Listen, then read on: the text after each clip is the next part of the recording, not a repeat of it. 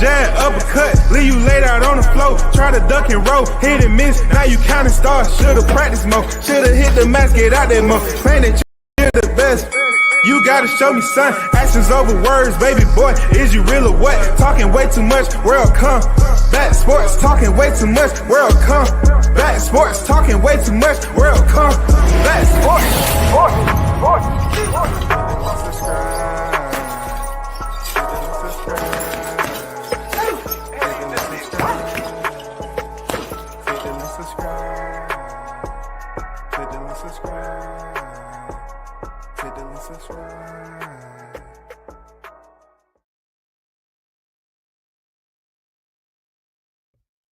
Yo, shout out to the hottest chat in the MFing game. A-side official, no negotiations needed, period. WCS is back in the building. What's good? This is Hot Grease Chronicles, EP 461 over. I repeat, EP 461 over. Hot Grease Chronicles once again. It's essential that I carry out my duties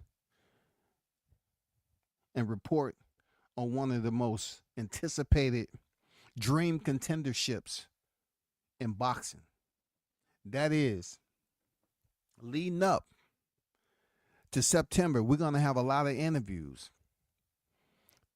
We're going to have a lot of individuals who tune in because the energy is starting to change, just like the season. For a lot of you all, you enjoying the allergy season, coughing, sneezing, you know what I'm saying, drooling on yourself because the pollen count is too mother effing high. But then again, you have some boxing fans that has Crawford allergies. Yeah, they don't want to really give this man the common decency and respect that he should deserve heading into this fight. So I have to get on the mic. Now, you don't have to listen. Let's be honest. You don't have to be inspired to listen to what I'm saying. Because obviously, if you're new to all this, some things that I might say, some verbiage, it might be a bit stinging to you. You know what I'm saying? It might be a little inflammation going on because I'm finding out more and more that there's some people out here that believe you can't say too much about Canelo, bro.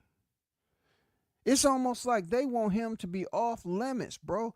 We're talking about a fighter who is given his just due. This don't have anything to do about what he's done already. This has everything to do about what Crawford is about to change when it comes to the sport of boxing. His actions come September, his potential. You know what I'm saying? Him putting on a master class against Canelo. I want you to take, what we're going to do today is listen to some audio of pound for pound. Now, shout out to Kamaru Usman, former welterweight, world champion, you know, defending his title multiple times. And shout out to Ben Denis, you know, wrestling gold medalist, Olympian, Henry Cejudo. Yes, Henry Cejudo has some memorable moments, man. I'm not going to lie to you. He has some memorable moments. This man was able to win a championship in 2 divisions. You know what I'm saying? He ended up stopping my boy DC. He went up there and stopped my boy TJ Dillashaw.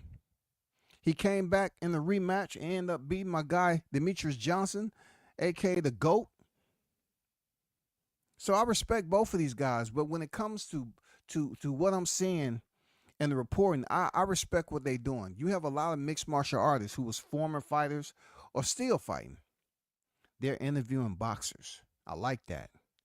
They're showing their diversity, and I'm glad to see that they're making the attempt to interview boxers. And one of the more recent champions, one of the greatest, was on their panel out of Omaha, Nebraska. And I enjoyed the interview so much to the fact that it went viral. Not so much based off the Q&A, because the Q&A was solid in my opinion. The Q&A was solid. It was some hiccups here and there, but they're interviewing boxers, bro. So they're going to have some hiccups. But there's a part in there that everybody wants to grab onto, because when it comes to Crawford, the temperature is just a little bit different. We're not talking about lukewarm. We're talking about the Crawford haters already coming to the room frowned up, gritting their teeth. You know, you know the guys and women you used to see when they get mad, they be clenching their jaws, and you can see their jaw moving, and then you like looking at them like you okay? Well, what's going on? It seems like something's bothering you.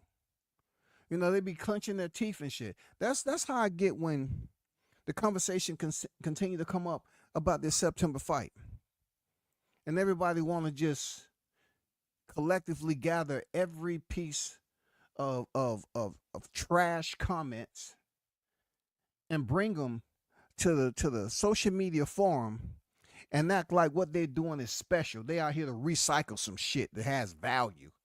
You know what I'm saying? They act like, oh, they bringing some new content. Well, let me tell you this. Just the mere fact, Crawford, you know, for him to say that about Errol Spence, it's just jeopardizing, and it means he's sipping on a cup of hypocrisy, because that's the best fighter on his goddamn list, his boxing ledger right there. Why would he shit on Spence like that? And that's the best fighter on his resume. Well, hell, if you really look at it, if you take Spence off Crawford's resume, he ain't getting in the hall neither. I mean, I say get her done. That's a pure fact. You know, everybody has their own approach. You feel me? Everybody has their own approach, and it's good. It's all good. See, with me, man, I want y'all to talk y'all shit just like they did back in long ago. I'm talking about long ago in 2023. I want you to talk your shit. Understand, with talking shit, you have to listen to somebody else talk their shit too. Stand strong, be confident, have courage to talk your shit about this fight, because we are treated again to a very big fight. We have a collision course going on. We have 2 pound for pound fighters once again. I know we had Beterbiev and Beterbiev, but they wasn't on the pound for pound longer than Canelo and Crawford Canelo. Okay, I just want to put that out there. But I want you to listen to bits and pieces of this audio. Shout out to Pound for Pound. Shout out to Henry Cejudo and Kamaru Usman. You know what I'm saying? I thought it was a damn good interview. And of course, it was good to see Crawford out and about with another one, letting the fans know certain intricate details that they can continue to bring to these debates when they want to come over here and whine. You know, grown-ass man throwing tantrums and shit. Can't have a simple boxing dialogue where you disagree without shedding tears, without getting all emotional. Like, these fighters are not sending you a residual check. Let's get it. Right. Yeah. 08, you missed out on making the Olympic team, became a professional. I'm going to clip through it a Years little later, bit now. you become, you fast-forward win through it a weight little classes. bit. You won the championship, Give me a little unified bit in of time. junior welterweight and welterweight. You know, anytime I let my hands go, he either grab me or move. You know, Let me Well, go back a Albers little bit. thinks you're not a draw. Madrimov. Majimov. You know, I watched the fight, and obviously, you know, people were saying it was, was it a close fight? I had you at least winning by 4 rounds. I really Facts. did, man. And I think if anybody thinks that Cheat lost, I'm like, dude, you either don't like him or you're just not biased. But I can clearly say that you did win by at least 4 rounds, which is a clear. At least 4 rounds. Henry Cejudo said he believed that Crawford defeated Madrimov by at least 4 rounds. This is a former multi-division champion in Henry Cejudo and Olympic gold medalist. He felt that Crawford won by at least 4 rounds. Contrary to those who went in there with blind eyes anyway, and they was just looking at one fighter. I always put this out there. I always put it out there, right?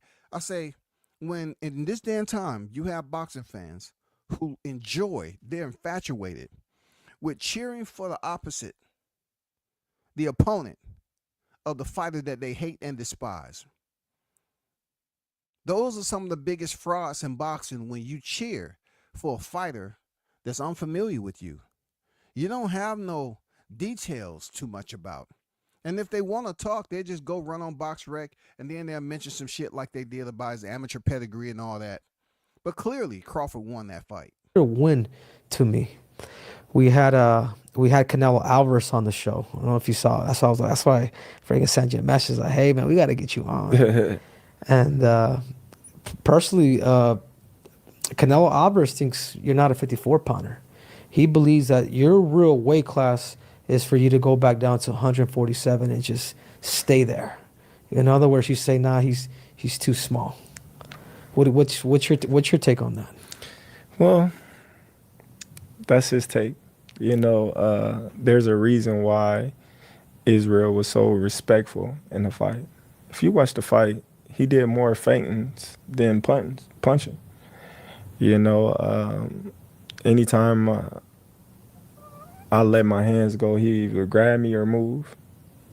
You know, for the bigger guy, you should have been walking me down. You should have been bullying me if I'm not supposed to be in that weight division. If I'm not supposed to be in the weight division, Madrimov should have been bullying me. That's Crawford's words. You know what I'm saying? Without any compunction, those are his words. You know what I'm saying? Canelo can say anything he want. And you know, these boxing fans, they pick and choose whether they want to fan themselves, you know what I'm saying, and just ignore. You know how people back in the day, well, you a lot of you don't, but if someone wanted to ignore you, especially in church, your parents, you know, you want to ask them something. Hey, mom, when we getting up out of here? You know, I thought the football game was coming in. And then they wave the church fan faster to say, stop talking to me, without saying anything, right? Canelo can say some stuff like, hey, Crawford is a true 147 pound. He can take those subliminals at Crawford, and when they speak on it, when they get behind the mic and they feel rejuvenated to say, yeah, this is what Canelo said about Crawford, it gets to ask yourself, if Canelo once upon a time fought at 147, then why isn't it cool for Crawford to once fight at 147, white glove in the entire division, and now Canelo once upon a time moved all the way up to 175 and fought twice, right? Once upon a time moved up to 168 and fought the weakest in the division in Rocky Fielding and stopped him in 3 rounds, right? Okay, so if that is indeed what transpired, then explain to me why Crawford cannot do it without being met with impediment. What's up with all the detour signs? See, the difference that people are not paying attention to is that when Canelo moved up and fought the easy route, he took the easy route to Rocky Fielding to get that WBA Reggie title just to say he's a champion in 168. Crawford's not moving up to 168 for the first time and fighting a Rocky Fielding. He's fighting a Saul Canelo Alvarez, pound for pound fighter. Pound for pound best in the game. You have Crawford pound for pound best in the game. Moving up to fight a Canelo Alvarez at 168 for the first. Unlike Canelo Alvarez, who moved up to 168 and fought a Rocky Fielding. I just thought I might want to let y'all know that little piece of boxing history. You know, Canelo can say what he say. You know, he have the right, but he just doesn't feel like you're a 54 pounder. He believes that your real weight class, and again, my real weight class is it's not Canelo 168. trolling. Maybe. Crawford said his real weight class is 168. Talk to him, Crawford. My real weight class is 168. You know what I mean? So I It's the want money to know. weight. I just want to know if I'm too small for 168. Yeah. I just want to know. You know, a lot of people my whole life been doubting me. I know I'm small. I know I'm smaller than Canelo. I know I'm smaller than these guys and whatnot, but Yeah, you but know, that's the Canelo- obvious. Yeah, but Canelo's pretty short too. Canelo's Yeah, your height too we the for same six height. for We the 60. same Yeah, height. exactly. What is that you say? Henry Cejudo says that Canelo is pretty small too. That's what Henry Cejudo is saying. That Canelo is known. Canelo is known to be what? A short fighter. We know this about him. He's known to be a short fighter, yo. Right? Isn't that what's been said out to the public? Canelo stands 5'7.5" tall, reach 70.5 inches. Isn't that what's been known about Canelo Alvarez? We've heard this over and again that Canelo Alvarez may be feeling some type of way based off Crawford targeting him at a higher weight class. But with that said, Canelo has to be held accountable for being obstinate in his own right because he himself has went up there and fought bigger guys. Crawford has made it perfectly clear that he is always fought bigger guys. Crawford stands 5'8" with a 74-inch reach. He has a longer reach than Canelo. So being that their physical composition, all those dang physical details line up pretty good. Now we have to factor in the age. You know what I'm saying? We have to factor in the age because this is one of those deals where, Crawford is 37 years old and Canelo is the younger fighter, right? You have to look at, when Canelo fought Crawford. Canelo fought Floyd Mayweather.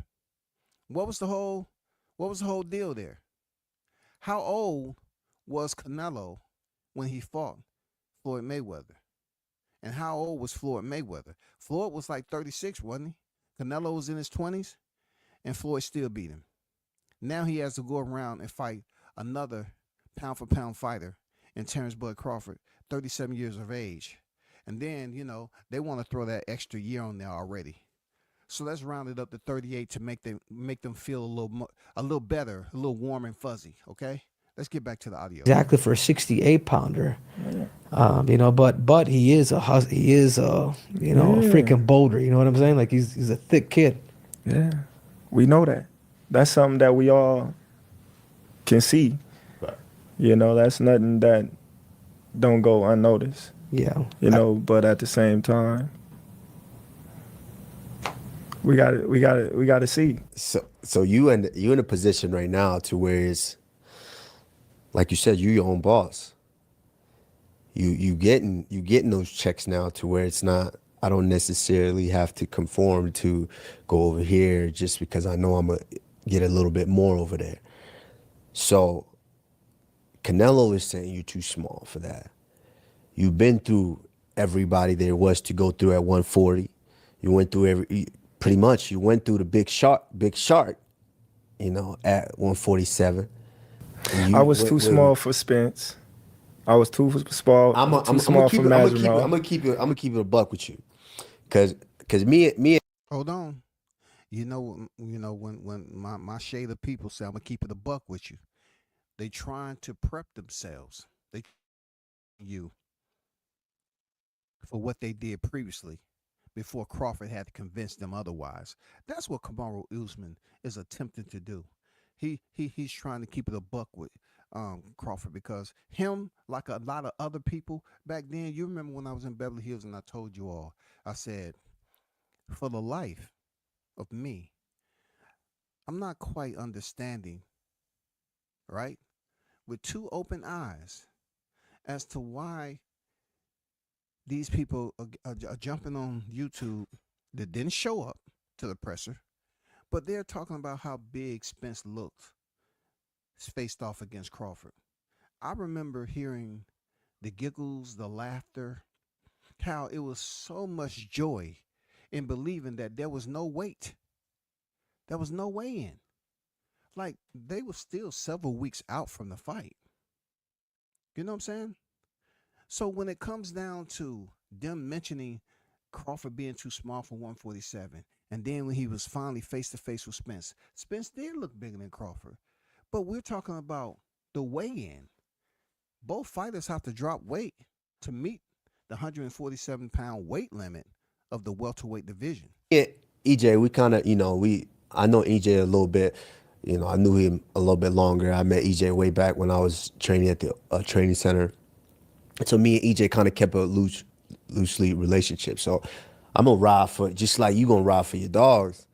And I'm one of those that doubted at first, because you don't know unless you know. Right. I seen you get the belt off the Jamaican dude, I believe, right? Was it?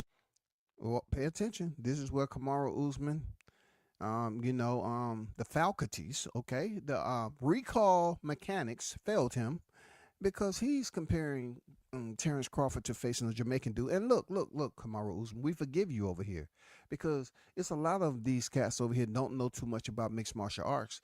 And at least you and Henry Cejudo are actually a tandem that has gathered your producer notes and you're trying. But this, in my opinion, was one of the more hilarious points, that Kamaru Usman made during this interview. Jamaican dude, when you won the title a while back, when you won the title, I think you were knocked down. I think you might have been knocked down. No. I think which fight was that? Come on, you watch. Somebody else. The only Jamaican I know is Walters, dude. Oh, you ain't never been down? Not Walters, Right. But this was way back. Nah. Who'd you win the title off of? Which one? The first title. Henry Jeff Gamboa. Horn. Jeff Horn? Yeah, at 147, see? Jeff Horn. 147. No, you fought Jeff Horn in Australia. No, I fought Jeff Horn at MGM. Who you fight in Australia? I never fought in Australia. You got some vodka. You got some vodka in this shit. What's going on? And that's how I saw the aerosexuals for a while. The shit they were saying, it just didn't add up. And then the more and more they talk, you had to tell them, hey, there's multiple search engines out here that's been tested, tried and true, and approved for human accessibility. I don't know what information that Kamaru Usman was looking at, but obviously there might have been some clear beverage that was in that glass that wasn't H2O. You know what I'm saying? There may be some mind altering type of liquid that was absorbing through his body at the time. He just had one of those moments. Okay, but him, like a lot of other people that doubt Crawford, they always come up with this. If they don't mention the Jamaican dude, they mention Gamboa. You know what I'm saying? They'll throw Gamboa in there. They love throwing Gamboa. Pacquiao that went over there and fought him over there. You sure No, that? but I seen a fight where I'm like, You couldn't you have. had to battle back. I see you had to battle back. No. I know which fight you're talking about. You're talking about that fight with Sean Porter, and I was very impressed with that because somebody came up to you. Somebody came up to you. Nah, it wasn't Sean Porter. Because somebody told you, hey, you're losing the fight, which you weren't. Yeah. And you came out and finished them. Right. Yeah, I That was Sean Porter. The very same moment where, once upon a time they was on here talking like Crawford was behind in that fight, and Timothy Bradley whispered that he was behind on the unofficial scorecards, which basically ignited or automatic switch in Crawford's head, the kill switch, and he went in there and destroyed Sean Porter. But I don't know what Kamaru Usman is speaking on. Let's continue. at first I doubted a little bit, and then I start seeing you work. I want to know who you talking about. I got dropped by a Jamaican That's what I'm guy. trying to figure. Let's pull up the record. I remember seeing you battle back. I'm like, okay, who's the first? He's stereotyping now, dude. I never got knocked down. Never been down. No. Never. Never been down, even to the haters who failed to speak on, the Gamboa situation. Every time his name is mentioned, that Crawford finished Gamboa. but they don't speak of Gamboa being finished. They speak on him and his punch placement and how Crawford has admitted that Gamboa hurt him. You know what I'm saying? But what Kamaru Usman is talking about may be a dream at the end of the day.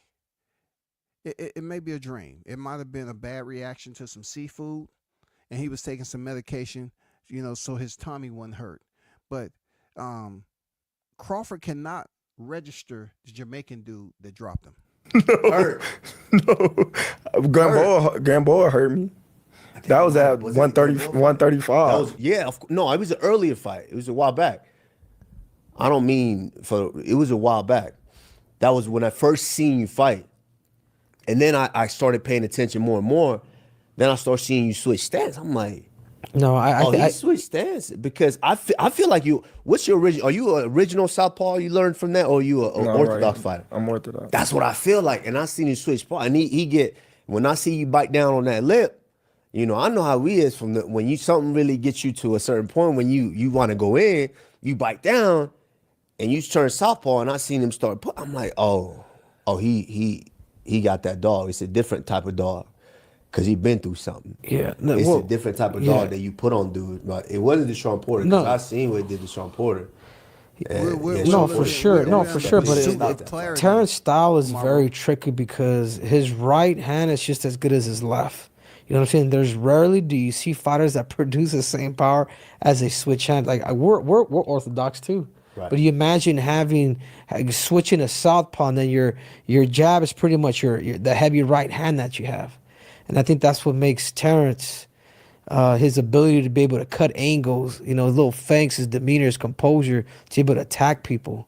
But going back to 154 pounds, do you want to unify? I mean, I know you've had beef with the Charles and that because of what happened there. What's next? But what are you planning on doing? Are you planning on unifying the belts at 54? Maybe trying out 60 before potentially hit up to 68? Pay attention. Great question, Cejudo. Great question. Because a lot of people are telling the world, who would listen, I would say the world, the room, okay? A lot of them have all these special, nice looking LED lights in their room, and then they have shadows. And they think the shadows are people, that's actually paying attention. And in reality, no, they don't give a damn about what you're talking about. But I like how he formulated the question to ask, because there's so many people lying and saying, oh, Canelo gonna be his last fight. He don't need to come back down to 154. Once again, you have all these unemployed life coaches explaining what Crawford should do with his boxing career, and y'all never even held a spit bucket, yo. Or is this just straight, or you just want a straight up shotgun 54, 68? That's what I want. That's what I want to do. You know what I mean? Because I'll just look at history. This is a legacy fight, and it's the biggest fight in boxing right now. A lot of people might say, oh, well, we want to see Benavidez, Canelo, but to be real. You don't want to see that? Yeah, as a boxing fan, it will be a fight to see, don't get me wrong, but to be real, Terrence Crawford Canelo is the biggest fight in boxing right now today. Right. There's no other fight out there that's bigger than Canelo. So you think Crawford. Your fight would do bigger numbers than Benavidez Canelo? 100%. I concur with what Crawford just said. I do believe that Crawford versus Canelo Alvarez is the biggest fight right now, right here, in the future, this year. The back end of 2025, that is the biggest fight. I believe that fight is going to do incredible, astounding numbers, just based off the fact of these two individuals and all the challenge that's in between this. I mean, the prestige with the accolades. Come on, bro. The legacy. No marination required. This is right here, right now. The staging area is set. 100%. Let me tell you. African American, Mexican, they always made for the biggest fights in history. Going way back to Pernell Whitaker Chavez. Yeah. You know, so it's gonna be, you know what I mean, electrifying. You know, I can easily go fight Virgil Ortiz or Fundor or whoever to, you know what I mean, make a quick buck or make a quick little penny. But I'm looking at the bigger bigger picture. You know, this is a legacy fight. This is a generational fight, you know, that will be talked about for years. Yeah. You know, when I'm gone, they'll talk about, man, you remember Crawford coming up to 168 and fighting Canelo, you know, 2 top 5 pound for pound fighters in the world in their prime fighting each other. Like, man, that's... Yeah, but I also feel, Terrence, that Canelo's just in a different place, man. I think he's, you know, when we had the little interview with them, you know, we talked about Benavidez. Like, yeah, I'm just, you know, I just don't want to. Like, you know what I'm saying? Like, he's almost like he's picking his fights. I think Benavidez... What was that again, Cejudo? What was that again? He's picking his fights. That came from Cejudo. That didn't come from, you know. That came from Cejudo. That was Cejudo words, and I absolutely agree. But once again, I don't disagree that Canelo's in a different place. I mean, yes, I speak on it all the time, how half his resume is from Mexico, but yet Canelo has done what he's done. He's achieved a lot, man. You got to get to a certain point where you have to make those decisions, because as much as I don't want to do it, I'm going to do it anyway. When you pick up rank in the military, it's certain things you don't do no more. It's certain people who are delegated for those positions to carry out and execute those tasks and to make sure that task is completed and come back and tell you the results. All along, you're monitoring and you're making sure it get done. But yes, Canelo been in the game for a while since, you know, he was freaking 15 years of age. You get to a point where, no, I'm not doing what you all are doing down there. But in boxing, it gets a bit convoluted because so many titles are everywhere.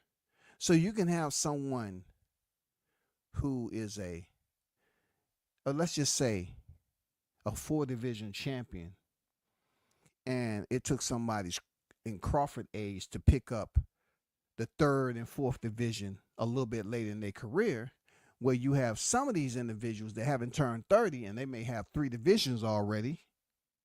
And they look at it like, I did it better than you in shorter time, this, that, and the other. But it's just all about who they fought to get the title and so forth. You get the gist of what I'm saying, right? Benavidez disrespect him to a point where he just don't like him.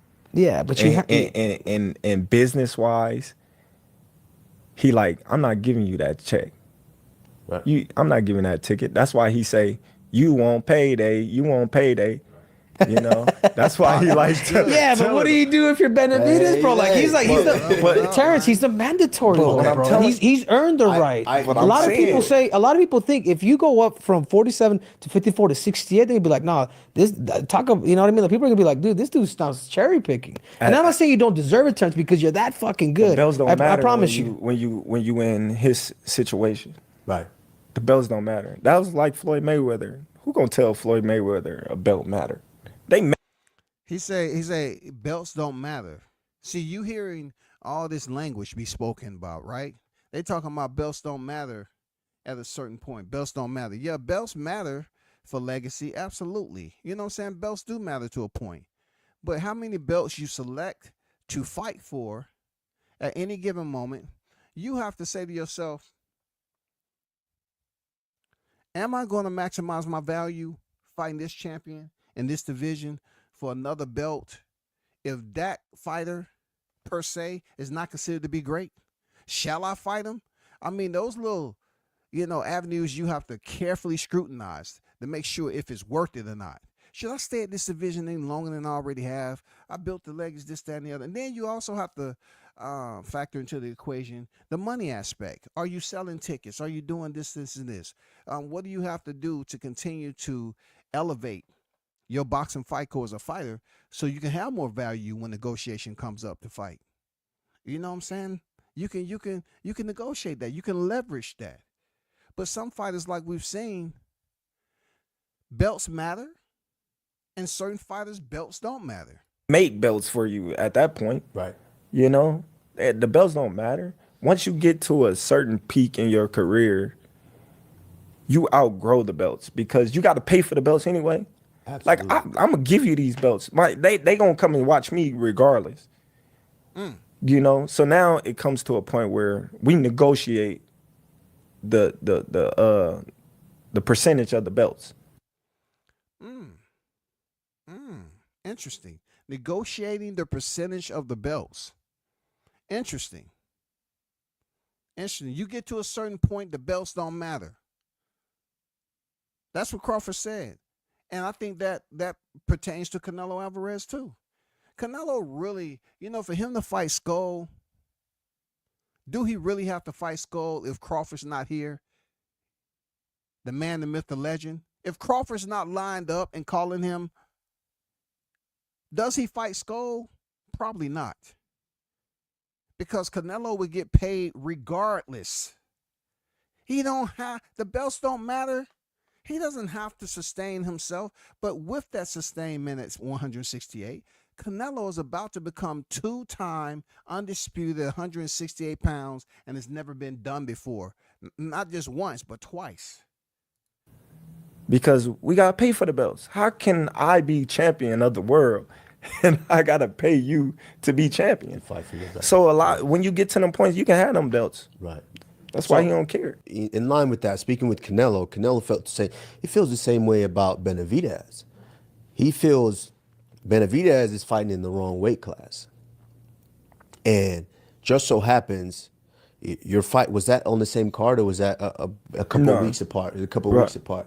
To where he felt the same. Benavidez, when he went up to fight at his right weight class, it didn't take him 2-3 rounds to get the dude out of there. It took him some time. He didn't get him out there. Exactly. And he felt the same way. He felt like, well, you see, that guy's fighting in his right weight class. Same thing he said about you. He said, you see, that's not his right weight class. And so me and Henry, I feel me and Henry kind of. You want payday? I'm just laughing because how can somebody tell you, you're fighting in the wrong weight class when he's been fighting in exactly different weight classes, being able to bump up and bump down. But y'all hear that? What you say, Usman? Being able to bump up, bump down. So there's some hypocrisy, bro. I mean, goddamn, cut the faucet off already. Now, look, I'll take all this in consideration that these are boxers. And not all the time. You're talking about a sport where you get touched up and you're taking damage to the cranium. Okay? Internal to that cranium I mentioned before, you have a brain. And, fighters get hit and it jolts the brain. And some degradation happens over time. And with that comes debilitation. You know what I'm saying? If it's that much severe, then medically they say CTE, pugilistic dementia and all that shit, right? But for Canelo to talk about your true weight class, granted we have boxers in the past who have also emulated the same moves because they wanted to be great. It was someone there that enticed them, and they went out there and they fought at higher weight classes. They fought at lower weight classes after that. They continue to challenge themselves. I think in the scheme of this boxing conversation, we have so many people that have access to have their voice heard. They're willing to push certain bias-ass narratives. It's not so much of educating themselves. It's just certain people overextend the amount of power that they assume they have on these mics. So if they feel that it's enough people that's listening that can repeat the BS that they're talking, they'll continue to say the same thing over and over and over again. It's weight class for a reason. It's weight class for a reason. It's weight class for a reason. If it's weight classes for a reason, why were y'all not out there with your goddamn protesting signs when Canelo started to move up? Where were y'all, bro, when he moved up to 68 and 75? Where were y'all when they was trying to get him in there at cruiserweight to fight Makabu, a WBC champion who looked bad, and they had, no, Canelo, we can't do that. We got to let that pass. No one would have said anything if Canelo would have went up to cruiserweight and earned his 5th divisional championship, and his opponent was Makabu. I'm just saying. But this is where I think me and Henry, because Henry want to see that fight. Henry is if you ask Henry today what fight, if you put everything you had on it, what fight you want to see, Henry's gonna say, I agree with your statement. I think you versus Canelo probably does more numbers than Benavidez. Hey, shout out to Christopher White, a brother that's always supporting channels. One love to you, brother. Appreciate you always dropping in, man, and supporting the channel. Real talk. You know what I'm saying? One love to you. Much appreciated. Versus Canelo. I think they're probably both the 2 biggest fights that could potentially happen. But when you talk about Benavidez and Canelo, it's all Mexican. Everybody knows Mexicans love boxing. It's an all Mexican fight to where it's, yes, everybody's gonna watch it, but you bring a different demographic, which boxing is deeply rooted in the African American culture. Based on all the champions we've had, boxing is deeply rooted. So you bring a different demographic. Canelo's gonna bring the Mexican demographic regardless. So, listen to Kamaru say this. Listen, I understand where he's coming from, because boxing is not a white man's sport.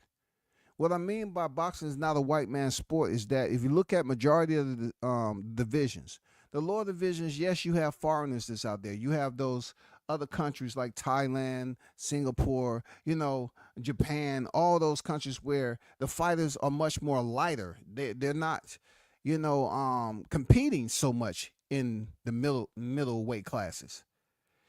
If you comb through, these mid to heavier divisions, you don't find like Europeans reigning as champions until you go to the heavyweight division. The heavyweight division is the heaviest division. So, of course, there's a history where the black and Hispanic value is much more, entertaining, whether it be just straight up, boxing entertainment or controversy. It's always going to be some prejudice there. That's the way it is, bro. That's the way it is. So that's why I believe in certain aspects that we've witnessed that when it comes to black fighters fighting other black fighters, people pick and choose which black fighter they want to rock with heavy, and then they go with that and shit on the other fighter. Even though the opposing fighter has just as a heavier record jacket than the one that they're supporting. But it's just their selective choice to ride heavy for that fighter. So I do think that fight does a little bit more numbers than Benavidez versus Canelo. But those are probably the 2 fights that I potentially want to see. But you're right, Canelo's in a position now to where he gets to pick and choose. Floyd did it. Chavez did it. De La Hoya did it. All the greats did it. All the greats did it. And I think ties back into the 4 belts. When you're paying to fight for the belt, it's like, yeah, I get to a certain point. I wish Turkey would literally just come in and just buy out all the governing bodies and turn it into one. I don't know if he's ever thought about that or would want to do that. Probably. Henry. Now you getting into, walking in the battlefields of boxing. You have cats that's manning they goddamn battle positions on this one's, Henry. Because they feel like, no, just keep it the same. We want to continue to argue about who's the best in the division because they have a belt and this champion has a belt and they all in the same division. Though it's been a topic of debate, arguments, severed friendships, because people don't want to freaking settle. They want to keep things the same because it gives them something to talk about. Belts. But Cejudo is like, damn, I would rather them just mirror the UFC model and have 1 belt per division. And then you have people whining as if change can't happen. Check this out. If there's a 1 belt system in I'm talking about active promotions in alternative combat sports, That should tell you right there that boxing is no different, because no one can monopolize the sport of boxing. It's impossible. No one can monopolize the sport of boxing. And for Cejudo to say, I wish Turkey would buy him out. Well, even if he bought out the sanctioning bodies, there will still be a lot of issues that they will have to go through. You know what I'm saying? I mean, just basically selling the fight itself. What makes these fighters so special? Look, we're talking about an acclimated, conditioned community of fight fans. Boxing is used to all these freaking titles. So if you was to say Turkey buying out the sanctioning bodies, boxing potentially will crumble. I'm just saying. Because the reason why I say that is because they are willing to go with the traditional weight classes. They're willing to go with the traditional weight classes, y'all. And we all know with the traditional weight classes, it irritates a lot of people. We already know what that is. They said, oh man, they want to go and takes the weight classes away. But no. You say you are one of those boxing historians, a lot of you cats. You're boxing historians. So with the boxing historians, you say to yourself, oh, this is something I should know anyway. I should know about the traditional weight classes that's there. The lightweight, the bantamweight, the featherweight, the lightweight, welterweight, middleweight, light heavyweight, and heavyweight. If these so-called boxing historians understand there was traditional classes back in the day, why are they acting like it's some xenophilia going on? Or some, no, I wouldn't say xenophilia. I would say phobia. It's some type of phobia that they're unwilling to accept change when it comes to boxing. If that was to actually change to those weight classes, it's not even an extreme change. It's something that's a part of history. So when these people talk boxing all the time, they're talking about how they can go back and they can talk about this era of boxing, that era. And then within that era, you had where they had 1 belt, 2 belts, 3 belts. Now we're dealing with the 4-belt era, okay? But they act like they can't go to change because they're familiar with the face and Dana White and Turki Al-Sheikh and Nick Khan, and they saying no, we're boxing fans. That's a divide right there. Let us dichotomize and continue for one of us to stay on that side and one to stay on this side. Even though both of them are competing under the combat umbrella, they don't want to accept the change and say, what if that was going back to the traditional weight classes? We just had Teofimo Lopez say we should go back to 15 rounds. And people look at it, oh, no. They look at it like they're fighting. You're not fucking fighting, bro. You're not fighting. But I think with all that money that he has, man, like I think he could do it. But speaking about Canelo Benavidez, would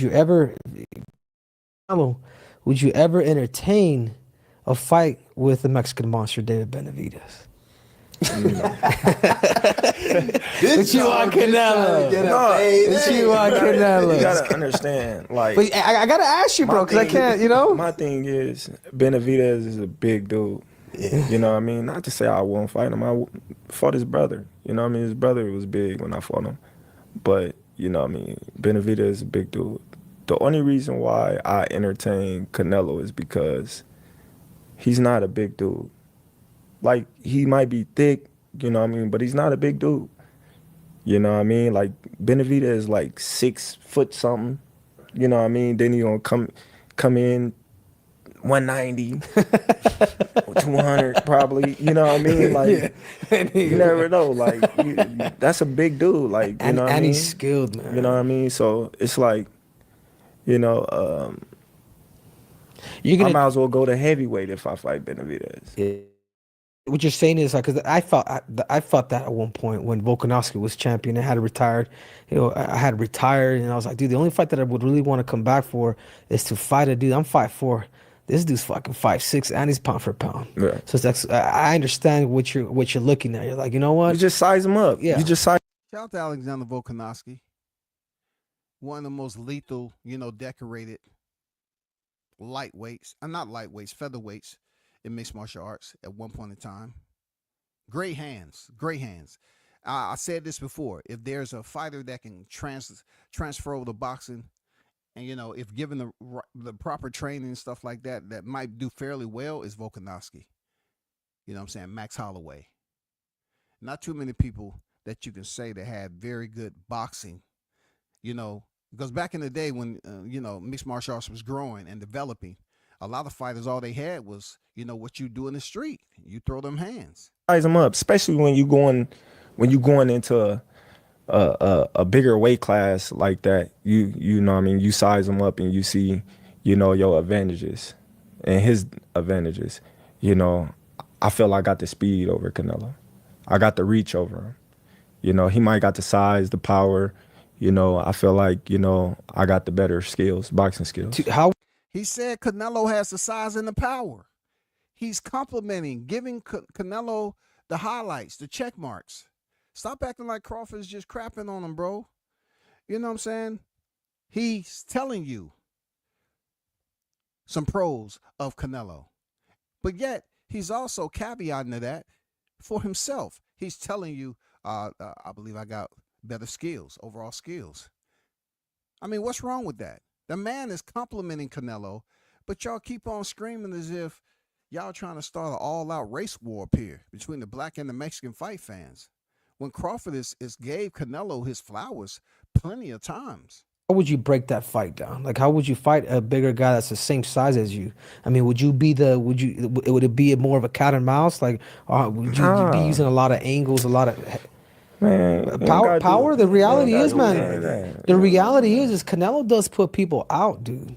From Kirkland to Amir Khan. Man, stop it. Stop it, Cejudo. Just when I was giving you credit for goddamn asking all the questions that matter, you come up here and say some barrel roll type shit with no helmet on. God dang. Just when I was getting used, you said James Kirkland and Amir Khan. Good Lord, have mercy, man. To just... obviously, it's talking about Amir Khan. It was a lot of power. The reality is, man, the reality is Canelo does put people out, dude. From Kirkland to Amir Khan to just. Obviously, it's talking about Amir Khan. I'm just saying, man. No, but he's not. Kovalev. Come on, we have to respect. Kovalev was older. The power of Canelo. He does have power. Goes to the body. Don't get me wrong. He does have a lot of power. But all those guys that you name is not as skillful as me. I'm sorry. No disrespect to none of those fighters. But when you see the skill level, it's night and day. So how do you see a fight with Canelo going? I see, it's been a tough fight. Like, Canelo is a great fighter. Like, I always had respect for Canelo. I always, liked it to watch him and things like that. I think he does a lot of great things in the ring. I think he work hard. I think his work ethic is, to the roof. But I just believe in my skills. I believe in me, and the fact that people doubt me, it just fueled me even more just to try to get the fight even more. I remember back in the day, I was just like, man, they was like, man, would you ever fight Canelo? I was like, man, Canelo too big. Like, he in a different weight class. But then, looking at it as a whole and looking at a lot of people like, man, you can't beat him. Then I'm looking at him and I'm watching him. I'm like, man, I can beat this dude. Like, and then everybody like, oh man, you think you can beat Canelo? Oh man, he too big. And I'm like, I've been fighting people bigger than me all my life since I was a little kid, so I always been undersized and I always came out on top, so this is no different than anyone else in my eyes. You gonna get hit. It's a fight. He gonna get hit too. It's a fight, but it'll be good. Yeah. It'll be good, man. He acknowledges in his sincere moment, and I thought he was being genuine, that both fighters are going to get hit, man. both fighters are going to have to figure it out. I don't know how many times that's been said. Both fighters are going to have to figure it out. I guess when I do my storytelling and talk shit, I guess the disapproving value comes quick in a hurry because it may sound convincing. I mean, look, some people say, "Oh man, you talk this shit." Look, if you believe what I'm saying not to be true, and it's just a little bit of it's a lot of fluff and exacerbated narratives, right? Don't go so hard at me though. Don't you're making yourself seem like you're a bit delusional if you take it personal about what I'm saying, but yet you're saying, "Oh man, he's talking this and this." I mean, some things you won't be able to tell the difference when I'm serious or when I'm joking. But I ride for the fighters that I rock heavy with, no doubt about it. But at the end of the day, these cats sit up here and talk about they're not a fan of the fighter. So goddamn it, let's remove the fighters, and I'll buy you a ticket to the arena. For real, I'll buy you a ticket to the arena. The shit is not going to be open for anything. It's not even going to be a ring in there. Because you said you're not a fan of the fighters. So you extract the fighters from the sport, you have nothing. You have no entertainment value when it comes to that comeback sport of boxing because you sitting around here being a goofball talking about, well, I'm not a fan of the fighter. Yes, you is. Yes, you is. You are a fan of the fighter. That's why we have boxing debates at a regularity the way we do. All the time. That's why you see relationships come and go. Because people are not mature enough to have a dialogue about their particular fighter that they support heavy. When the boxing community is able to control their emotions and talk about the sport with the compassion that it deserves, right? Without being overly angry, agitated, getting belligerent to the point where you want to get personal. Oh, I'll meet you out there in the Target parking lot now. I'll meet you outside Starbucks, man. Come on, man. You got dudes up here want to square up over boxing opinions. It just don't make any sense. No, you're right. I mean, it takes time for you to, because you work and work and work. You say you have dreams. You say, oh yeah, I'm gonna be that. I'm gonna be that champion. I'm gonna be this. But at the time when you're starting out, you don't necessarily know how it's gonna happen. You just, yeah, I could be that one day.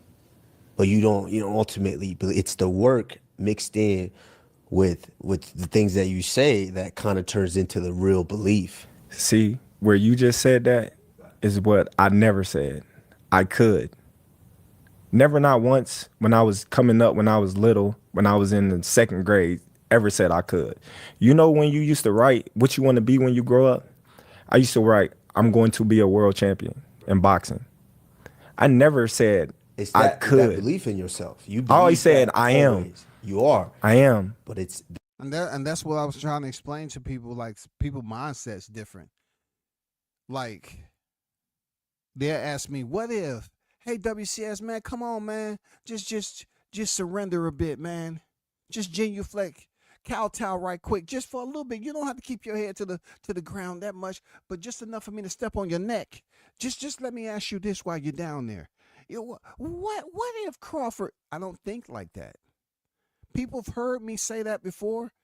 I never thought like that. I just never thought that way. That's just not my mindset. To say, oh, what if? If I'm in a debate and I'm trying to be petty and all that shit, yeah, I might ask some questions, to get people, agitated a little bit. But my thought process as a man is just not all these what if. Hey, what you gonna do if? I just don't go off the if. You know what I'm saying? Like even with Deontay Wilder. I rocked heavy with Deontay, and I felt what I felt about him going into certain fights, and I always felt he could. But people say, oh, but what if? What if? Oh, I say all the time, right? I say some people that say, well, I rock with Crawford, but my heart with Spence. Huh? No, it ain't no such thing, bro.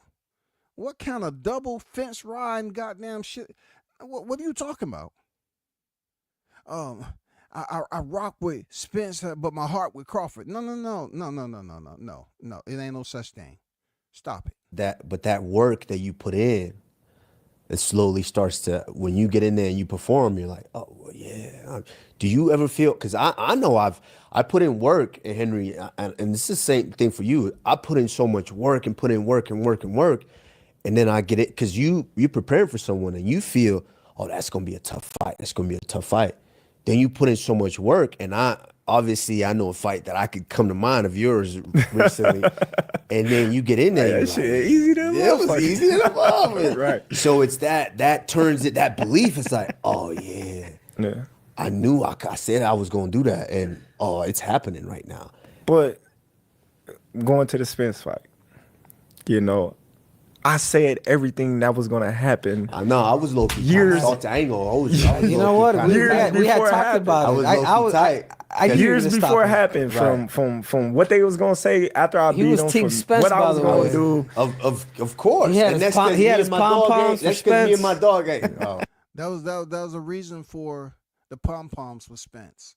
Okay, you know what I'm saying? It wasn't like Spence was a bum. I would never call Spence a bum.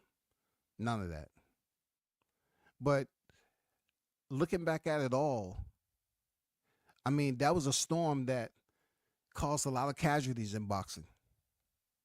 That type of storm that rolled in, people was ill prepared to handle what was about to go down July 29th. It's okay. It's okay. That's because me and my facts, and I'm gonna keep it 100. I'm a with you. Spence fan. I'm right. Like people always thought like they thought I didn't like him and all that. I'm a Spence fan. No, I like didn't when we realize you were the build up, always I'm like, man, hey, respectful. let me get your autograph. You know what I mean? That's crazy that Crawford said he was a Spence fan. You know, that's why I'm saying that he's continuing to keep it, you know, sincere and genuine, right? As organic as he possibly can after beating that man down in 2023. But what I heard with my own ears, you know, I guess Crawford respects the sport too and those who compete in it, because Spence said he was going to break him like Kunta. And I know Crawford pay attention to the negative precipitation on X and everywhere else, because he be out there responding to them cats. But when, you know, you have been called top ranked Toby by black content creators, they have placed you in a narrative that you are a slave, a subordinate, an inferior human being in general, just so they can try to raise up the value of Spence at the time. It's disgraceful. And, you know, him going through the top ranked Toby shit to go to a press conference where now he's finally in the same setting as Errol Spence, and he said, I'm going to break him like Kunta. I truly believe that kind of contributed to the conflict of violence that took place at the T-Mobile massacre. I'm being serious. I truly believe, you know, all of that. Them haters that was out there getting personal, talking ill, and then, you know, never want to give him credit for what his accomplishments and record jacket tell you. You know, him as a physical specimen in boxing, period. People that was on that side refused to get educated. So some people doesn't learn through contextual freaking curriculum. They have to be shown by on-the-job training. And goddamn, Terrence Bud Crawford showed Errol Spence on the job that he was better than him, just like I expect him to do September of 2025. I mean, because I watched you come up. I'm older than you, but I watched you, rooted for you when you was in the amateurs, when you was in the Olympics, all that, bro. You know what I mean? Like, you came when I fought in Dallas and Arlington. You was there watching me fight. You know what I mean? It's okay to say you a fan. Right. You know what I mean? It's okay. Like, I was a fan of Spence. Like, I'm still a fan. I hope he do well and things like that. But, like, once it got to the point where I moved up in weight, and I'm in the same weight as Spence, it's just like, oh man, you ain't fighting nobody. You this, you that, you this, you that. So now they trying to blemish my accomplishment just to boost him up. Yes, sir. Yes, sir. We need to hear that one more again, champ. Because that is tried and true. That is absolutely correct. That slice of chaos right there, God damn, you ain't never lied. Every bit of what he said was what they was preaching. Anybody who would hear it, they was going around like Jehovah Witness trying to pass off that shit. To blemish my accomplishment just to boost him up. And I'm like, dude, you're not gonna do that because I can retire right now. Oh, it's okay.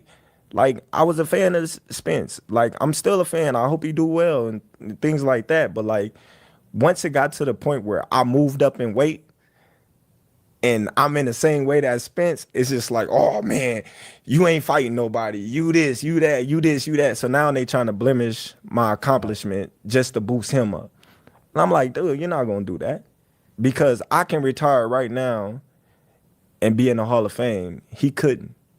Ooh, ooh, ooh, ooh, ooh, ooh, ooh, ooh, ooh, ooh. There it is, shawty. There it is, shawty. Break it down, shawty. There it is, shawty. That's what every one of them goddamn, microclimates, they decide to come out, goddamn it. You know how the pollination process works in the spring now. These motherfuckers are coming out of the woodworks now.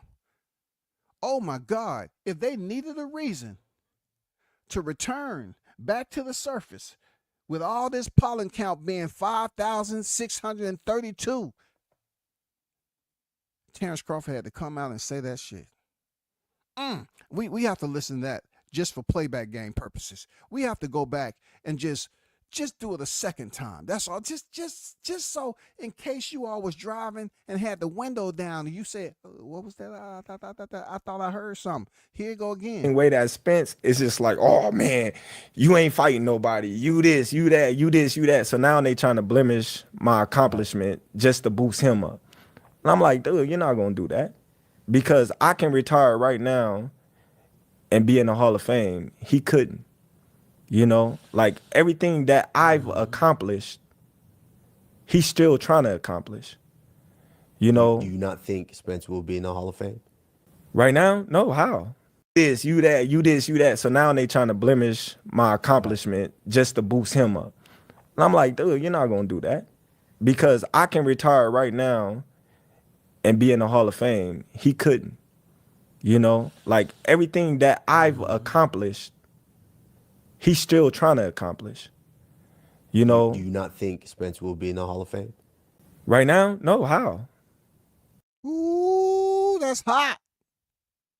I don't know how many of y'all have placed on your summer manifesto that you want to go visit Mount Fuji. You want to go to a volcano. I know you're feeling some type of way, goddammit. I know you are. I know you damn shifted gears in your thought process and you're just like, God damn it, let me get up enough speed and throw this bitch in reverse. You trying to tear up your whole psychological transmission because you don't want to goddamn hear this shit. God damn, boy. He just sit up there and stirred hell, not a pot. He stirred up hell. But them demons are coming out. Them demons that have been laid to rest since the T-Mobile massacre, hey, they started to goddamn spread their wings. What is this I hear? And they started to fly up to the motherfucking surface, yo. I'm serious. People are losing their mind off what he said, y'all. This shit is... How dare he speak ill of Spence again? Because you have a lot of people that's feeling, they just feeling a sense of empathy, you know what I'm saying? A very high level of compassion because he hasn't returned to the ring again. Let's continue. To blemish my accomplishment just to boost him up. And I'm like, dude, you're not going to do that because I can retire right now and be in the Hall of Fame. He couldn't. Like everything that I've accomplished, he's still trying to accomplish. Do you not think Spence will be in the Hall of Fame? Right now? No, how? Yeah, he's right, dude. He's right. How? He fought in one division. He never unified the belts. He unified. He did unify. IBF. He unified. Was it? He had three. Yeah. I apologize. There are some inconsistencies that's going to play out in front of you, but I give um, Kamaru and Henry their credit. They don't supposed to know everything about boxing. Real talk. So you're going to hear them in certain facets. But look, the haters are not going to speak on what they didn't know. They only do that to people in boxing because they act like, oh man, I know everything. I'm a historian. But give it up to these two combat champions. You know what I'm saying? They are Hall of Famers. Kamaru Usman, this whole room right here, Hall of Fame fighters, bro. The entire room is Hall of Fame fighters. So I don't care about them having inconsistencies. Henry saying, he didn't unify the titles and nothing like that. That shit that would be petty over here on the boxing side of things. But that whole entire room right here are Hall of Famers, bro. So take it for what it is, man. You have the privilege to be, active enough to see these guys in the same room in two different combat sports. Amazing. Yeah, the Yeah, WBC, but he didn't unify all four. He wasn't IBF. undisputed. Huh? He No, wasn't no, undisputed. He wasn't. No, but what I'm saying is they already called him a weight bully, right? He beat Kell Brook coming off of a loss, an eye injury. He beat Sean Porter. In all fairness, he had to go over there to get that. Like I said, that's a good win. Like I don't want to sound like I'm hating on him or No, I understand things what you're like saying. that, but Right.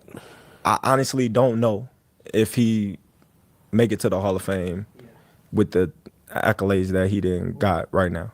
I have a good one. He said he don't know. Did he double back a little bit? Did he backstep? Did he just move the back foot just a little bit? Hey man, when I look how Crawford critique his adversaries, certain ones that he believe that he should just, okay, let me give a reassessment of what I said. That's respect. That's respect. I thought Crawford said, I don't think. But I'll take what he said initially. And the wild part about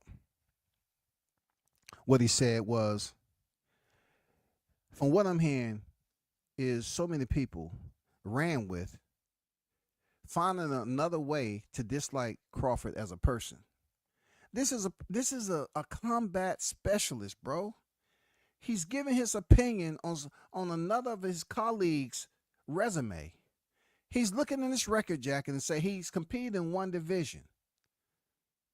I don't think he's going to get in the Hall of Fame. And then they turn around and say, well, if you look at it this way, Crawford, he's stupid. He don't know what he's talking about because that basically devalues his resume because at that point in time, Spence was considered the best name on his resume. So that's going to be, and look, for those of you that believes that that's somehow, shape, or form devalues or disqualifies Crawford from being a Hall of Famer, you need to understand it's based off a plethora of criteria. Within that criteria, I don't know because I'm not on the board sitting there voting for these guys to come into the fame. But I just want to say it's based off a multitude of accomplishments that you've been able to achieve. Period. That's just the way it is. It can be your resume. It can be your achievements. When someone does or accomplish something for the first time, you're trying to say that's not special. But in the boxing community, they'll turn around and say, well, look at it this way. He might have did the first time. But who did he fight? Man, get out of here. That's bum. Oh, man, they trash. This generation of voices, man, they so quick to call a fighter trash. But, man, you take some of these fighters that trash and they will demo your ass in the ring. And you don't even have to, you don't need 3 minutes. You don't need 2 minutes. Just give them 60 seconds with these fighters that they're calling trash so easily. And they will demolition their ass in there. They will never sit up there and talk that shit, bro. But they're so quick to come to these conclusions. Hey, why would he say that about Spence? Because Allegedly, that's the best name on his resume. So you take Spence off his resume, he ain't getting in the Hall of Fame. Yes, he is. A 4-weight world champion, and the rest is what it is. It's history. 2-time undisputed, the first to do it in the 4-belt era. And come on, bro. And look, like Crawford said, it wasn't too many people when he became undisputed that was trying to become undisputed. You had 2 middleweights up there in Bernard Hopkins and Jermaine Taylor, and then here comes Crawford, a 140-pounder. Everybody else started coming in. You had Josh Taylor come in, up the way. You had Alexander Usyk, Devin Haney. You had Jamel Charlo. You had Canelo Alvarez. You had Arthur Beterbiev. You had Dmitry Bivol. Everybody else started coming in down the stream. You have Naomi Inoue. You had plenty of people. But who was there initially? Who can say, I have bragging rights? I was the first boxer. Who can tell anybody I was the first to become undisputed in 2 different weight divisions? One for you. If Canelo gives you the opportunity to fight at 160, he had 3. He had the but he did a WBC, unified all 4. He WBA, wasn't IBF. undisputed. Huh? He wasn't undisputed. He wasn't. No, but what I'm saying is, they are weight bully, right? He beat Kell Brook coming off of a loss, an eye injury. He beat Sean Porter. In all fairness, he had to go over there to get that.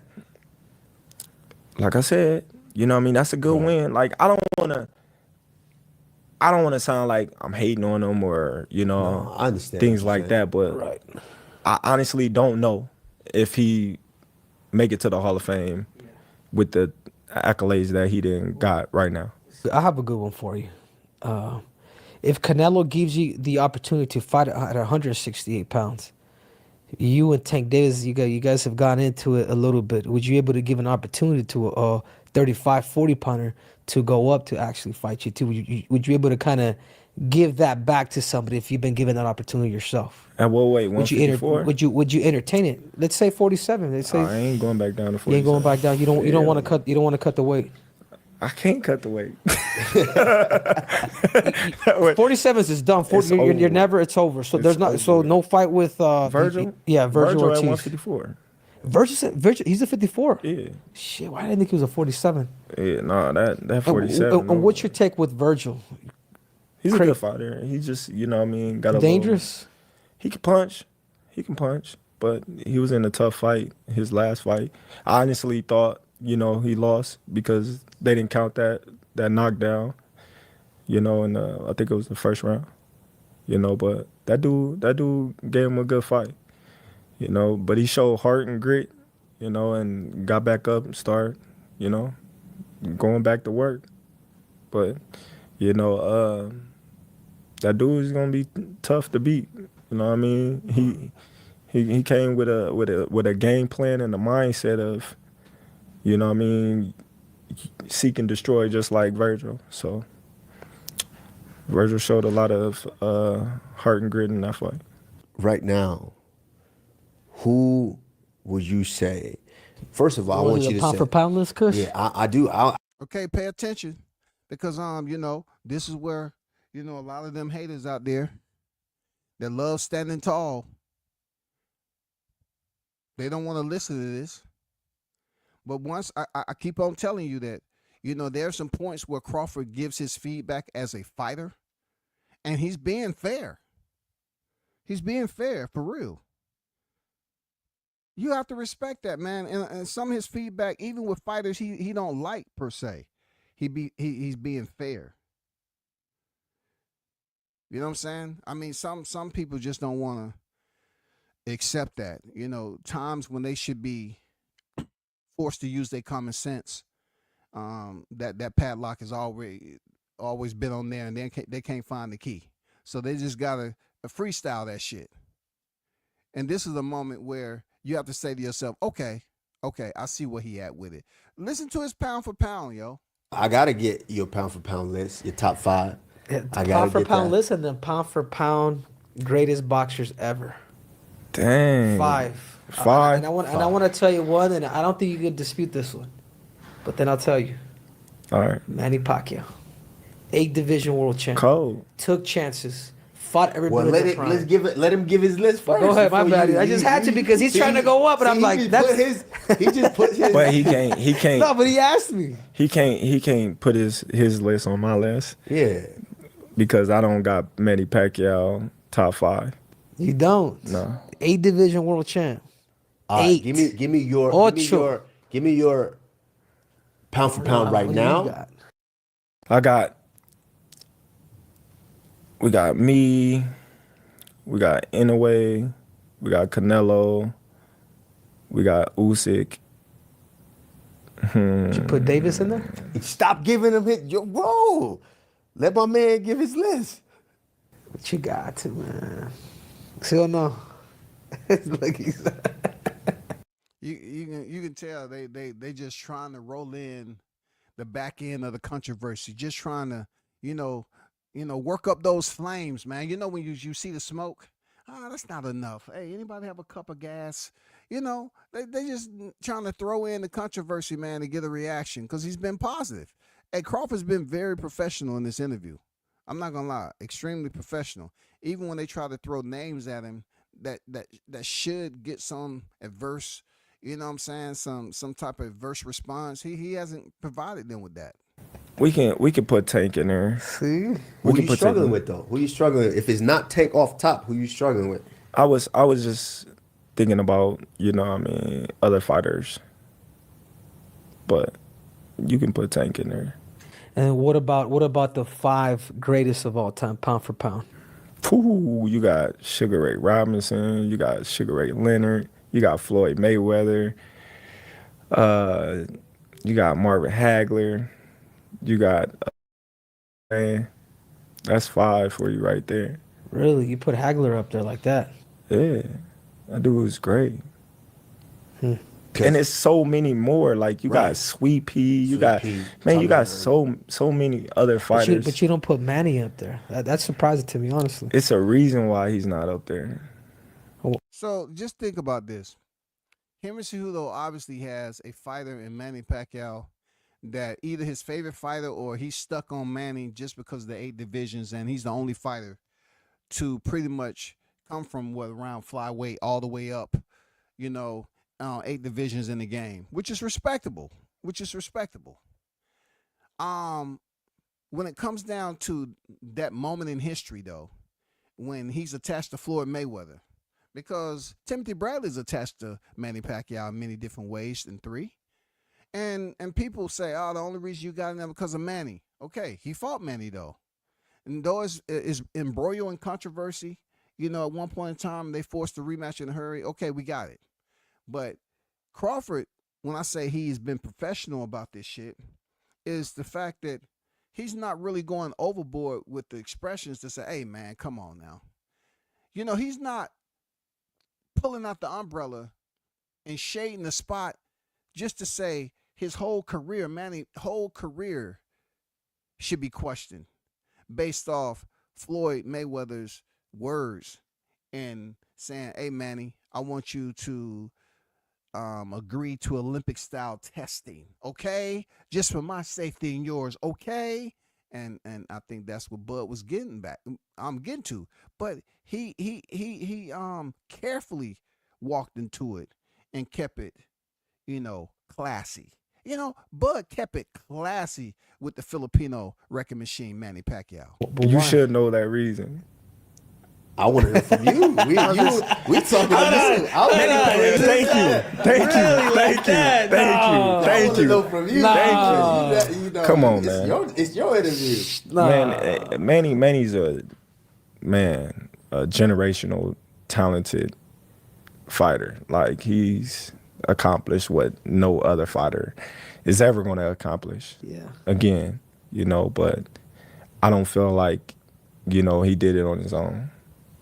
That's me personally, because for the simple fact, when Floyd made it a point for him to do the blood test, he didn't want to do the blood test. But then when he did do the blood test, he haven't got a knockout since. Wow. Godly, man, that shit breaks my heart, dude. But he was Wow. Like he was aging though. Wow. Listen, one thing for certain, two things for sure. Fact. What's the last thing that leave you? Power. Is the power. Right. You may lose speed, you may lose athleticism, but that power gonna still be there. Look at Check this out, though. Hearing the last thing that leaves is the power. Once again, I must, I must put this in the composition too of this entire interview. With all the hatred that's going on, right? When it comes down to boxing and these matchups, it's going to be an element that spark positive energy, of course.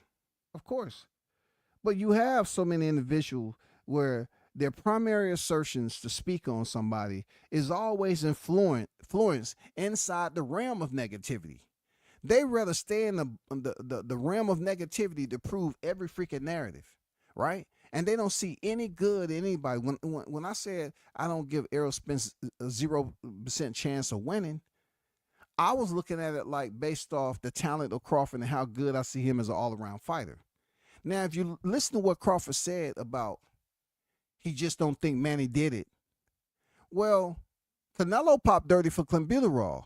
So when you bring that up around his peoples, they act like it doesn't exist, man.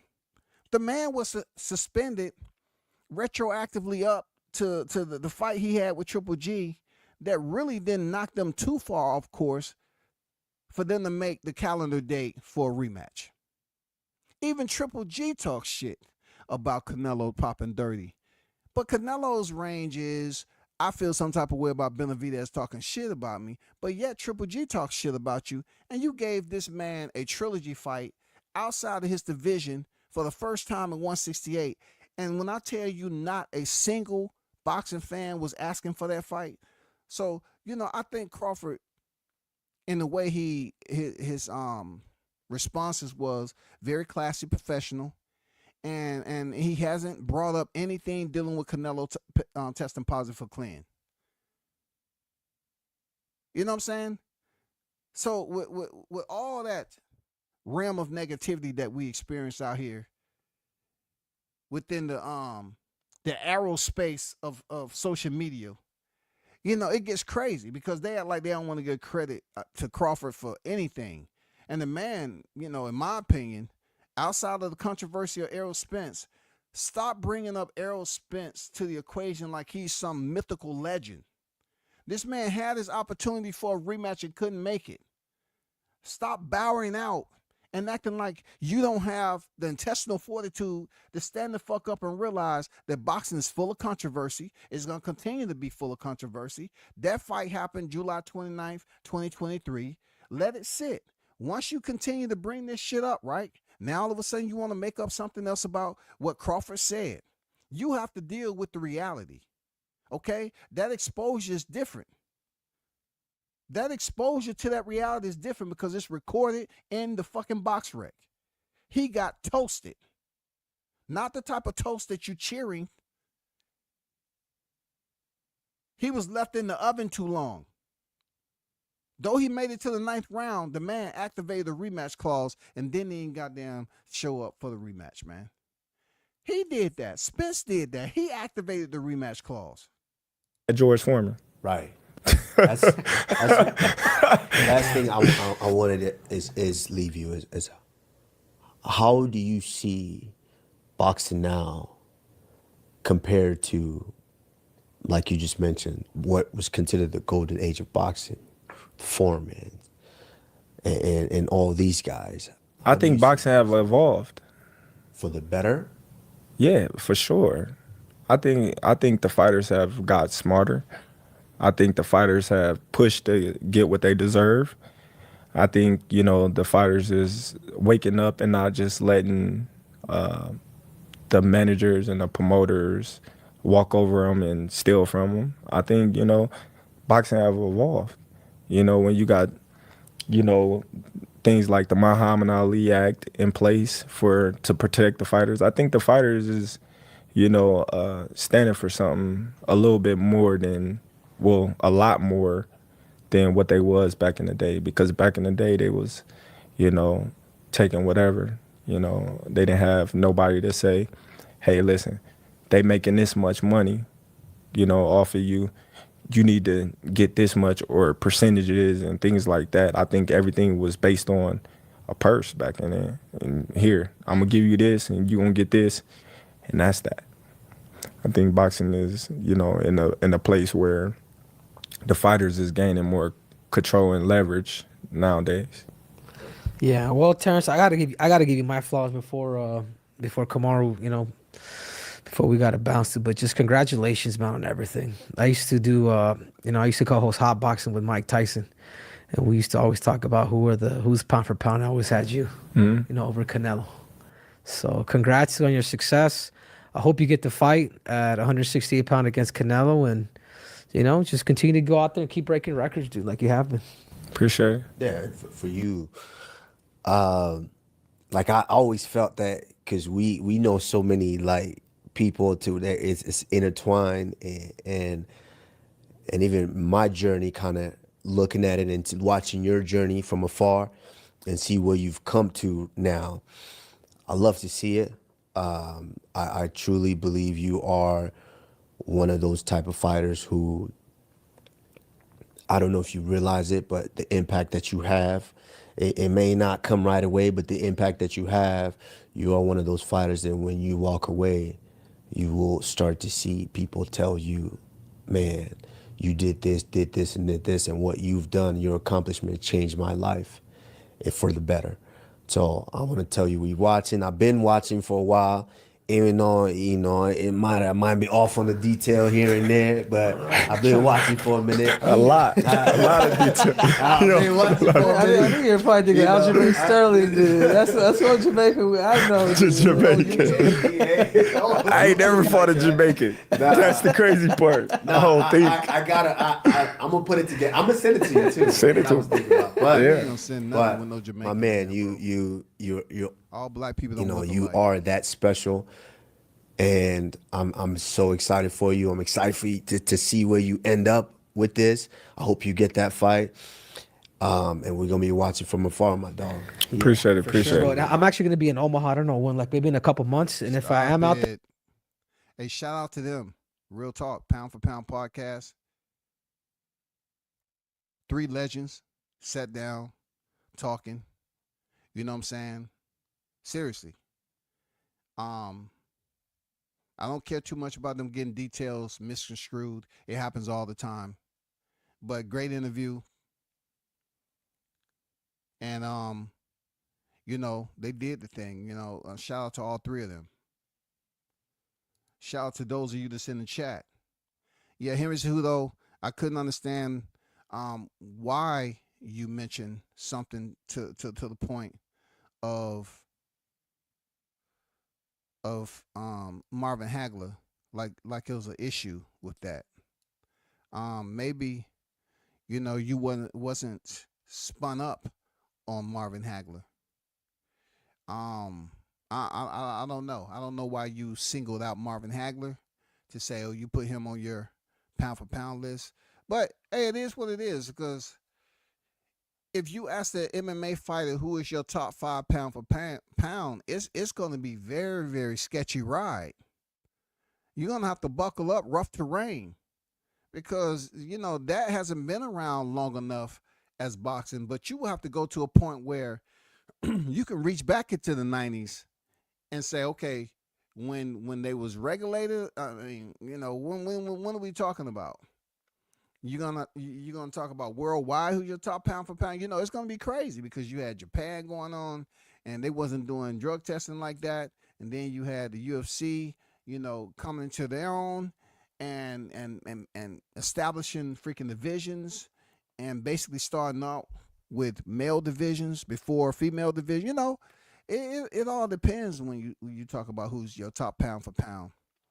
You know what I'm saying? Was it established when they start fighting 5-minute rounds, or you want to go back to the 10-minute open round that they had? It's going to get very sketchy. So salute to them guys for trying to do what they do. But back to reality, okay?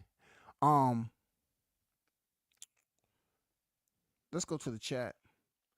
I agree with CJ. They want to obligate black people to give props to non-blacks, but not vice versa. I would say to that is I'm in concurrence with CJ. I said this before on how people say the black fighters in certain cases have to tap dance to get people to tune in and come to their fights.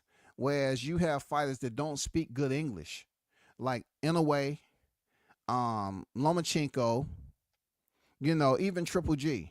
I'm just gonna leave those top three. They never really spoke or talked trash like that. The most that I ever, heard Triple G talk trash was with Canelo when he popped dirty. But there wasn't much they could say to the American audience because they just didn't know good English like that. But I've heard Lomachenko speak English, but he doesn't do too much of anything in between fights. But I have criticized Boots Ennis and other people for doing the same thing Lomachenko does. But the one thing about it, their primary resident is here in the U.S. So if the U.S. is your fan base, your consumers, fan base of consumers that's going to pay to see you fight, yes, you have to be a speaker. You have to be a speaker, bro. Shout out to Shaw News in the building. Team Tucker official on deck. Appreciate you pulling up, man. BG is in the building. Bud gonna stop Canelo. He said Canelo have knocked out nobody in years. Hey, man, like I said before, it's not a lot of boxing fans that can talk with mixed martial artists about their history. So the fact that they're basically cross-threading their knowledge or whatever producer notes they were studying, they tried, bro. They tried. Real talk, they tried. I even talked this shit about Stephen A at one point when he tried boxing and stuff. Them producer notes only keep you so far. They only get you so far, bro. So for them to try to go back in history about boxing, bro, they're going to have hiccups. Absolutely. But get a boxing fans to talk about MMA, it's not too many out there. It's not too many that talk about multiple combat sports in depth. And they can take a flight back in history and still keep the same freaking elevation. No, that shit will decline quick. That shit will go down like a peregrine falcon. Mayday, mayday, mayday. Yeah, you're going to get that call. We have an emergency. MMA topic came up. I'm a boxing fan. Mayday, mayday. These channels about to crash out again over Spence. They already doing it. The profiles are out there. You have the usual suspects, and you also have some new ones. It's already out there. I'm talking about the microclimates and this social media shit is goddamn heating up. Man, we about to hit April real soon too. Yo, we about to hit April real soon. It's about to get infested. The temperature about to rise. Oh man, it's about to get crazy. You're about to see a whole nother transition go through, just like we see it in the Deontay Wilder era. You know what I'm saying? Just like we're seeing in the Spence Crawford era. I mean, when we get these rivalries, now we're talking about not two black fighters, but we're talking about a black fighter and a Mexican fighter. A well-respected Mexican fighter. But the ones who respect Bud Crawford, I mean, I'm pretty sure we understand how it goes over here in the U.S. It's very difficult to get people to tune in like they do the foreign fighters or the neighboring fighters. It's just so tough, man, to get that loyalty and that long-term respect. They don't want to do this shit, man. It's dirty work. You try to be rational with these cats, man, and talk boxing with them. And they just want to, if they don't have that empowerment or they feel like the intimidation factor is not there. Like a lot of these dudes, I say, damn, it's okay to know a lot about the current situation of boxing. It's okay to say that, you know what, I give Crawford credit for beating Spence. But then you want to turn around with it, the butt. Then you want to turn around and come up with all this other shit. You know what I'm saying? That he wasn't this and he was compromised. Now, I get it. That's always going to be the narrative. But you all have to hold yourselves accountable that you wasn't speaking civil at the point in time about Crawford leading up to July 29th. You all refused to do that shit. You all was being, malicious about this shit. Y'all had so much built up animosity. Every time a conversation came up about Crawford, it was dealing with contentiousness. The panel was so hostile, goddammit. And they was talking about how he ain't did this. But now that he said he don't think Spence will get in the Hall of Fame, now they want to provide you with, oh, that's stupid. See what I'm talking about? That's stupid of him to say that, because what that's going to do is basically reduce the value of his own achievements. No. It has to do with overall achievements. Not one fighter is going to keep anyone out of the Hall of Fame. It's not going to happen. One fighter is not going to keep. He already had it. You just have to accept the fact, people. Crawford is a special fighter, as well as Canelo. So when the next couple, several weeks come up leading into September, you're going to hear people on the panel attempting to retread their footprints that burned the fuck down when they was running away from the T-Mobile massacre. They're going to try to go back and get to a point where, hey, I remember this right here. Let me goddamn get some of my notes that I used to talk shit about. They're going to try to dig up some of them goddamn notes that fell out their pocket when they was running away, when the T-Mobile was goddamn burning to the ground, y'all. It was inflamed. People running everywhere, mass chaos. Some of them stuck around to watch the press conference. But what does that fight have to do with Canelo? This man is basically marching the same way in certain cases that Canelo selected to do. He wanted to move up and fight at a higher division. Now Crawford's doing it. It seemed like a lot of y'all is discriminating. A lot of y'all felt that since DEI is being removed from certain freaking corporate areas, y'all want to bring it over here. DEI was never a part of this boxing talk. Y'all don't want to provide no equity. What's wrong with y'all, bro? Why is it okay for y'all to cheer when Canelo moved up 2 divisions, but you don't want to give credit when Crawford and Canelo is the same height? And on that night, that fateful night, September 12th, that evening, they're going to have to weigh in together. You know what I'm saying? They're going to have to step on the scales, level it out, make the weight, rehydrate, and they're going to have to make the ring walk just as they've done so many other times in their boxing career. This, too, would be for a championship. This, too, would be for the boxing annals. This is what you call a mega fight. A super matchup between 2 pound-for-pound fighters. Just because Terrence Crawford wiped Errol Spence, a pound-for-pound fighter, as easy as he did, you cannot run off something he said off an interview and say, well, this is what we needed. Some of you are always trying to find a way to expunge Spence from Crawford's record, but it's not going to happen. He beat that ass. On to the next. On to the next. You're not going to get any relief trying to tell everybody, oh, man, butt buddies. You need to check yourself as a man. Real talk. You need to check yourself as a man, for real. Aerosexuals to me doesn't mean anything dealing with them, and no homoerotic shit. Aerosexual to me is an overly infatuated fan.